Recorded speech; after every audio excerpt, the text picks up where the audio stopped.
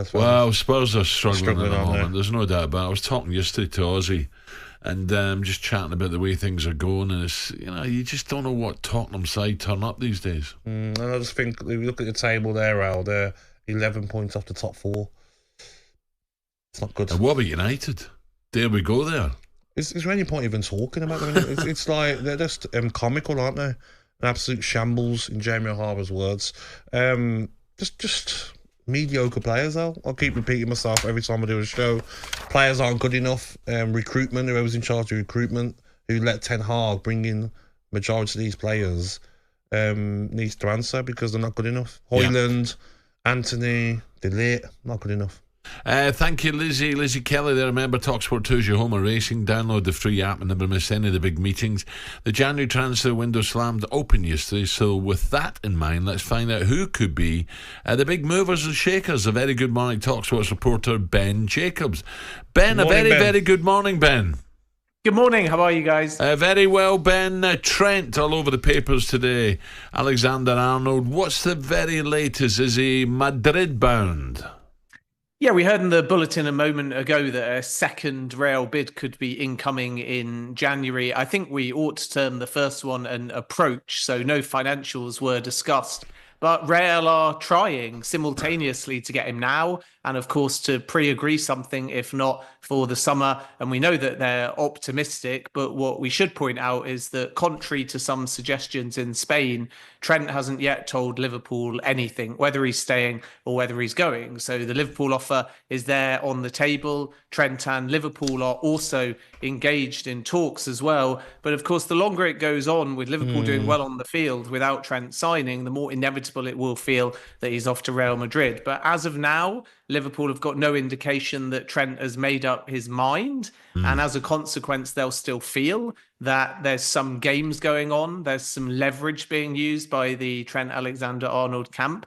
And interesting, the other thing that I've heard is that although Trent is not open to a mid-season move, what he does want from Liverpool, if he is to extend, is a 3-year contract minimum and, in the long run, to be captain of the football club. So keep an eye as to whether perhaps Virgil van Dijk and Trent Alexander-Arnold talks are somewhat intertwined. And if Trent is told he's going to be captain in the long run, does that impact Virgil van Dijk? But as of now, I think what we can say is Liverpool are more confident that Van Dijk and Salah might stay, whereas Trent Alexander-Arnold feels like an open situation at the moment. Isn't it crazy, Liverpool? You look at the top of the table, and here we are talking about 3 of the best players could be all leaving. It's a crazy game, football now. What about, so Gabby and I were just saying there, Ben, about Manchester United, Tottenham as well, all over the place. But United are a bit of a shambles at the moment. Marcus, I see him warming up the other day, but do you think, is there any, 100% that Marcus will be going to a certain club, or is it still up in the air? Will they, Saudi, people keep mentioning, I hope he doesn't, I think he's too young and too good for that.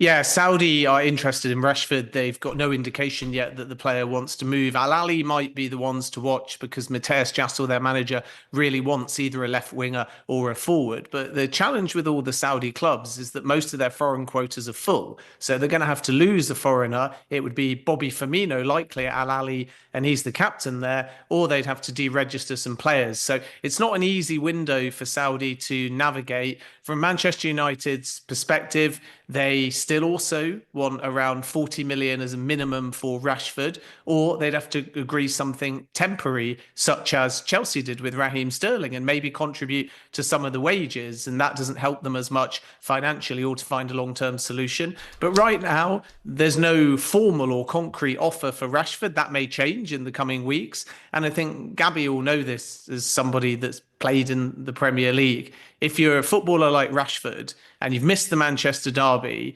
and you are to be excluded, or perhaps even worse still, be on the bench and not get any minutes in a game like Liverpool, that's 2 massive games in a row.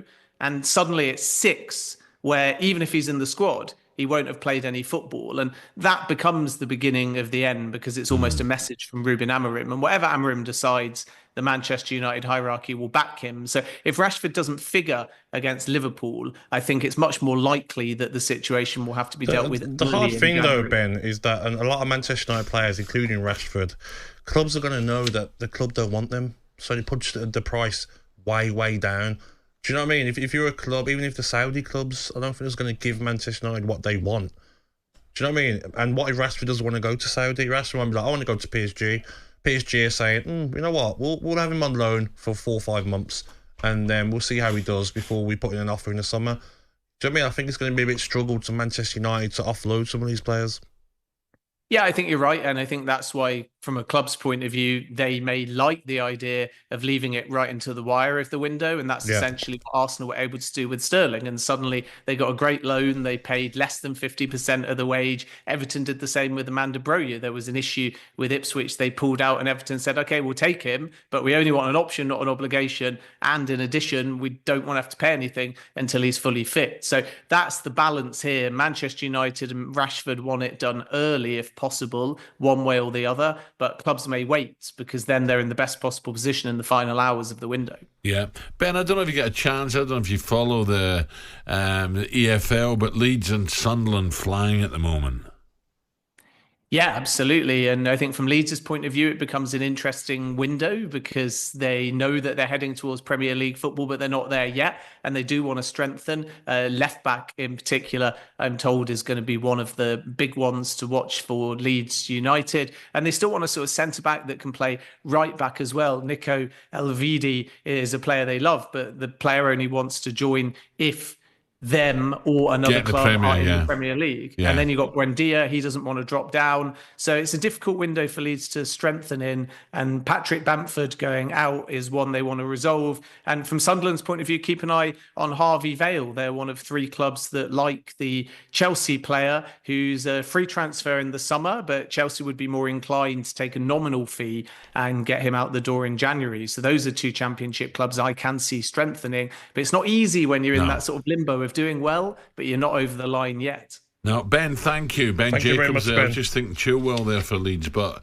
probably the salaries, the salaries the problem, isn't it? You see the problem as well with the Trent situation, Al, is Liverpool fans are not going to want him to go for free.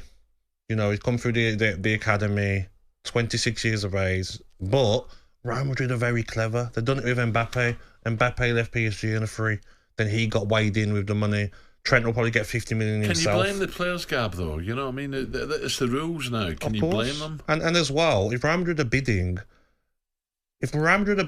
now, then like Trent needs to come out maybe from Liverpool point of view and say like, I'm going to sign you a contract with Liverpool, or I want to leave. If you want to leave, you're not going to sign for Liverpool. Let Liverpool get some money in January for you. Yeah. Do you know what I mean now? Like, I don't but think the fans obviously players. Well, look at Manchester United. They can't wait to get Rashford out the door. Well, I want to go. You know, well, exactly. But they will get him out. They'll. I nearly said they'll something off him, but you know they'll make it so difficult. Yes, you want to go. Exactly. So contracts worth both ways. That's all. Agreed. talkSPORT Breakfast with Alan Brazil. Thursday and Friday morning, 6 till 10. On AM, on DAB, via the talkSPORT app and on your smart speaker. talkSPORT.